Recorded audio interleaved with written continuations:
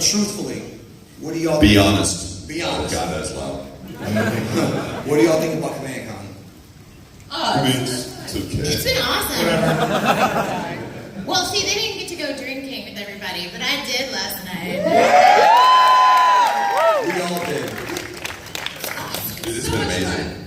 It's been so cool to see so many people from all over the world, and I wish I could spend more time with each person. That's the only problem. There's too many of you here. That's it. Just single file line, please, and let's just take the next 2 weeks to meet all of you. I'd be dead by the end of it, though, because I have almost no voice left. Poor Colleen is sick, so she barely has a voice in and of itself, but it's pretty cool on mine right now. So, on the show, you guys are father and son. What's your relationship like in real life?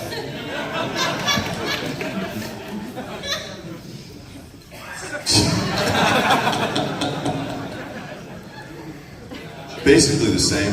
Basically the same relationship. Slightly antagonistic. Take a picture, it's the last look you'll ever get. Whoa. Thanks, honey. No, Eric and I have known each other a billion years. Isn't that right, Eric? 1 billion years.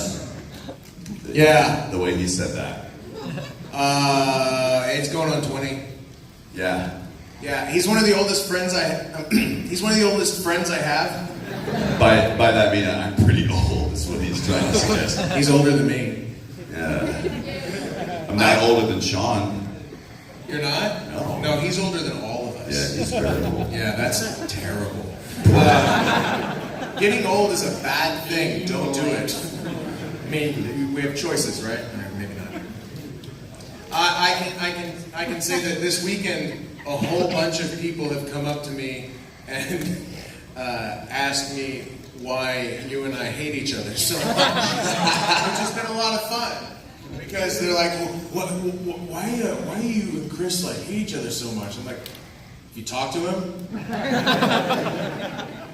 He's mean. How many of you guys have ever seen videos of me feeding Eric random foods? Well, it was a surprise tonight. I'm joking. But if someone has any food, I will. Dude, I was so ready to put something in my mouth. I wanted it to be pie or cobbler, like just that would be awesome. I have lemon pie at home. That is useless information right now. That was an invitation. Oh, now I'm the. What kind of Lemon. Yeah, Monica's closer. Lemon. Yeah, I am. Hey, lemon pie. I thought you said nubbin pie. I was like, what is that? That sounded dirty, the way you said that. Hey, lemon pie. See, what happens at the end of conventions is that we all just have only a tiny bit of our brain matter left, and we just like kind of short circuit. So sorry, guys. We've also, all the four of us in particular, have known each other for a very long time, and we're all pretty close. So this could get ridiculous. We're all very serious people too. We Obviously. only answer seriously. We have to struggle on That's panels true. to make it not just one giant inside joke. Like we have to let you in on purpose. So I've been asked to ask y'all this by like a lot of people. Okay. A big one. So when it came to dubbing Super, with Z it was what it was, Kai was what it was.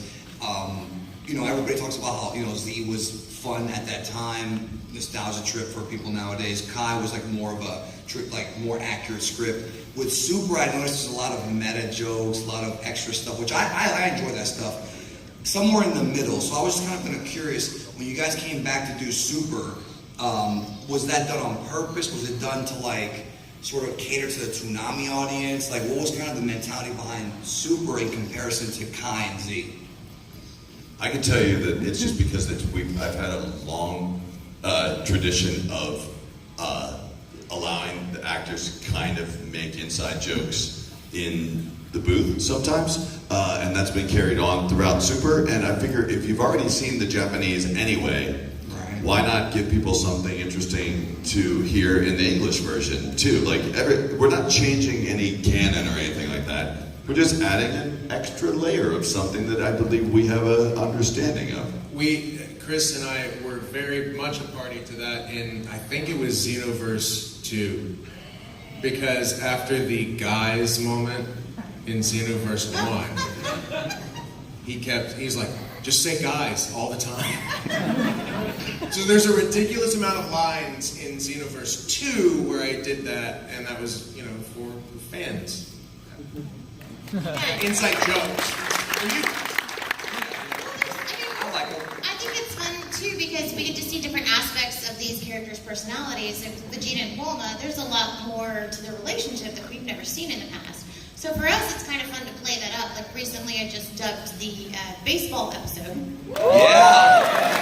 Which was super, super fun. But as I was talking to the director, Raleigh, I was like, okay, we have to get 2 takes. And he's like, okay. I'm like, I want to do one that's like super extra flirty with Yamcha.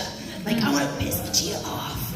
And then one that's like a little irregular just in case. But I really hope he goes with the extra flirty ones. One of Monica's best lines was actually she wrote on her own I think it was was it Resurrection F or Battle of Gods? It was Battle of Gods, where Vegeta first introduces Beerus, and then he comes down and Beerus meets Bulma, and Bulma turns around to everybody, and this was not in the script, she goes, look everybody, Vegeta actually has friends. That's a great line.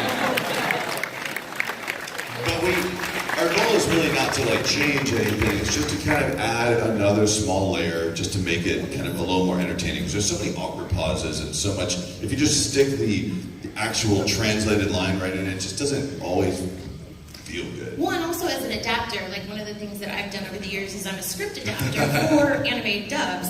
So a lot of times what will happen is the translation, because English and Japanese are like apples and oranges, like they're 2 totally different things. A lot of times when you get a translation, it won't fit what you got on screen as far as lip flaps go, those little mouth movements. So you'll have to go from the manga or from other sources to kind of fill it out, flesh it out a little bit, and make it sound like 2 are actually talking, and not like Yoda came down and is telling you what Vegeta had to say. So a lot of times we are able to do stuff like that because we do have time. There's spots where we don't have translations, so we can add in a little joke here. And the point of a dub is to translate the intention. So if the intention of a scene is to be lighthearted and fun, then the goal for us is to make it lighthearted and fun for you.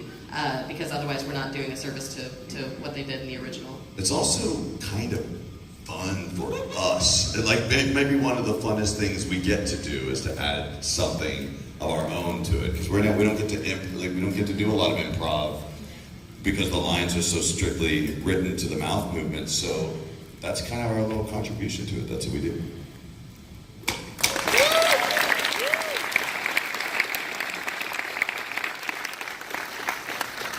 So without going into details, just curious if you can answer this, have you guys finished doing the entire arc, or at least your individual characters? Like, have you guys finished dubbing the entire thing, or at least doing the lines for it as of right now? We literally just wrapped on that arc. We're now moving into the universe survival stuff. Okay, great. Yeah, I think we're literally at the baseball episode as we speak. That's kind of where we are now. Well, Basically, I'll see you guys later. I'm a little beyond you guys. Well, yeah, so Monica's way ahead. She just said, let me just record it all and then be done I with get it. so excited. I want to record it all. That's true. Have you given birth yet? No! And I'm super stoked. I'm really Why excited. would you out Monica's pregnancy on this panel? Tease you guys. God, no. I mean, kids are great. No. I've heard about it though. Like, I try not to watch ahead. Like, every actor has their thing. And so, I don't know about you guys, but my thing is I don't usually want to know what's going to happen before it happens. Because then the emotions are real in that instant. But yeah, everybody was so excited. They're like, oh my God, guess what's going to happen? I'm like, okay, well, that's really cool, actually. I'm glad That's awesome. So last night, Vegeta versus Goku Black aired, and I'm pretty sure that was last night, and Vegeta kicked the crap out of Goku Black, and Felt real good. felt real good. Is there anything that you guys have done that hasn't aired yet that you're really looking forward to having the people see? Because I'm looking forward to that ending with Eric, I like I'm looking forward to not being on the show anymore too. Well, I mean, you could always come back and do Dispo. In Japan, it's the same guy. Yeah, That was weird the way he said it too. I'm like, are you looking for that part where it's like you? Like, that's it. Eric just leaves. We make an epic split from Eric on the series. I had a lot of fun. If you haven't seen it yet, put your fingers in your ears. I had a lot of fun flirting with Zamasu. That was awesome. I can't wait to see that. Showing Piccolo how to do a move on a cell phone. I'm also in that scene. By the way, VIPs, line up. We're going to be taking VIP questions here shortly. So. I actually like some of the collaboration that actually happens for one of the first times ever. I kind of want to go like, hey, why don't we all do that more often? Like, that'd be a good idea. Why don't you all do stuff together? You know, attack people, I don't know, maybe at the same time. That'd be weird. Y'all are strong. Or a girl could attack somebody, but whatever. Well, there's that great moment where Vegeta and Trunks do the father-son Gallic gun, which was awesome. I mean, when I first saw it, right? Give it up.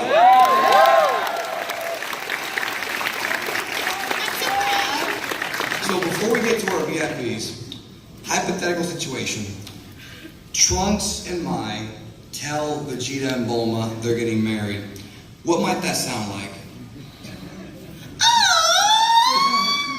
Oh, you can't even talk. Oh, please, I love that you did it without me having to say it. Okay, Yeah, that was good. I think that would be my reaction. This would probably just be like, great. And then we've got some birds and the bees explaining to do to a couple of folks. Goku. Trunks is 33. Trunks too, probably. I don't know if any of them would know that. Immaculate conception that happened. Right. well, I mean, Vegeta be like, good, now make a baby. One per person. Have at it. Well, thank you for stealing my question. But in that case, could we get I'm good a... at that. All you are is like a halo. Yeah, of, it's really like a beautiful glowing halo. We can't even see you, it's just a silhouette. Thank you. Could we get a My Bulma by any chance? My Bulma by any chance. Okay. hold on, Okay. this is my moment. Yes. Hey, can someone please slap her real quick? I mean, I need to get into character. That's the only way I can do it. I know somebody who is about to get slapped after this panel. How dare you? You... Oh, come on, stop! I can't not while you're looking at me. That's a different scene altogether. My Bulma! Tony, if you wouldn't mind calling Funimation, tell them not to be able to make it to that session tomorrow. That's great.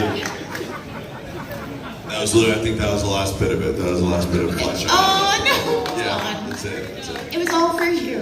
I heard it happen. As they dim the lights, you can see the next person. Hi, Mr. Sabat. Well, hi, how you doing, man? I had a question for you. See, since you have a voice in the industry, I was going to ask you, basically Funimation, I think it's missing out on a lot of money, and frankly, it's like leaving us down with not dubbing Yoso, Goku and his friends return, and Plans to Eradicate the Super Saiyans. I was wondering, like, what can we do to get those dubbed? Oh, yeah. See, the thing is, Funimation's a company and Toei's a company. They hate money. So, that's why they don't want to do that. They're like, we hate making money, so we hate dubbing stuff. So, I'm sure they're, like, honestly, I don't have a clue why they haven't been dubbed yet, but I'm sure it has something to do with some contract and something or whatever, because truly, I mean, if there's a way they can dub something, they will dub it. I just think it's just been a little complicated. This is my guess, because otherwise they would have done it already. So, but I'll tell them. I'll call up Japan. Yeah, keep fighting for us. Hey, Japan, dub that stuff. Cool things. I have to jump in here. So I always think this is fun. How many people in this room have jobs? Yeah. Okay, now hands down. How many people in this room at your job have gone, why did my boss do that? Yeah, us too. So I just want to say, I believe the reason, and this is just See, he knows. So Yosun Goku, episode of Bardock, and Planetary Renegade Super Saiyans, even though Toei Animation animated it, I believe the original licensor is Shueisha, so I think Funimation would have to go through them. I'm almost 100% sure of that, but that's my best guess. All right, well, thank you. As they mentioned earlier, having to try to explain the birds and the bees to Trunks, how would you guys do that? Could you guys... Now, everybody here's 18, right? Two. That means nothing. They are explaining it to Kid Trunks. They might literally be explaining the birds and the bees to a couple of people in this room, so, I mean... She just buried y'all. How do we do this without actually explaining the birds and the bees to your children? Hi, Trunks. Your mother and I have something we need to talk to you about. I got you a book. Read it. I'm out of here. Bye. Have fun with your mom. I'll be at the park. So I have to follow up to that? Yes. I gave my son that book when he was a kid. And he took it, went into his room, came back and went, "That book is disgusting." If I may, maybe it was like this. She came in, opened her shirt, gave me a final flash. I gave her the Gallic gun.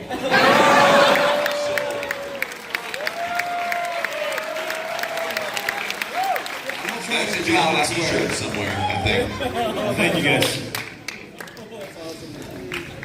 What's up, y'all? Hi. So the four of you, being actors and fans of the series, I was wondering, what was your favorite fight to record and your favorite fight to just watch as a fan? Oh, you're making some assumptions there, my friend. Because Eric liked them all. Every single one of them. Pick one. They're my children. What's wrong with you? I mean, I have a favorite child, but still, this is bad. This is different. I like all the fights where my boys win. Or my boys are active. So you don't like very many of them, do you? I don't like everything in the fights. Very disappointed. I like only the fights where Vegeta wins, even for a fraction of a second. Like, Majin Vegeta, always been my favorite. I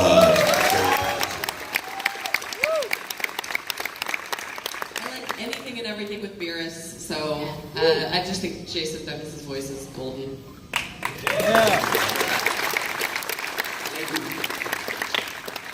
I have one, but you go ahead. I'll go next. Okay, I'll go first. Funniest moment ever in the booth in your whole career. Oh. In any show? In Any show, anything. Where you just died for whatever reason. Laughing, not literally. There's so many. I know, it's hard to I really can't talk about any of those moments. Yeah, that's true. First Do you remember this? There was a day, God, I sound like crap. There was a day when my engineer and I were in the booth and we were just getting ready for a session. Chris came storming in the door, got the booth, he was exhausted, he was sweating, he's like, "I'm so sorry, I'm late, I'm so sorry about that." And then he got in the booth and he got his headphones on, adjusted the mic, and he was just going through the whole, I don't even remember. It was something about your car. There was a whole explanation about that, and then complaining about something with a contractor. There was a big long story. It took a good 4 minutes to tell, and then at the end of it, you're like, okay, I'm sorry. Let's do this. What's first? What are we doing? I was like, you're not in this booth. Yeah, that sounds about right. I know that the two of us, we worked on a show, and I'm not going to say anything because it was difficult. We'll say that. We all three worked on the show that was difficult. But what gave Chris and I peace was texting each other when the other was in the booth and just and sending funny gifts and anything to make each other laugh because it was I'm going to die. Yeah. And it's here, smile. So then there was a lot of giggling and that was not good. Yeah, there was one time I was directing a session with Sean, and right afterwards was a session with Laura, and Sean left Laura a bit of a present in the booth unexpectedly. Whoa!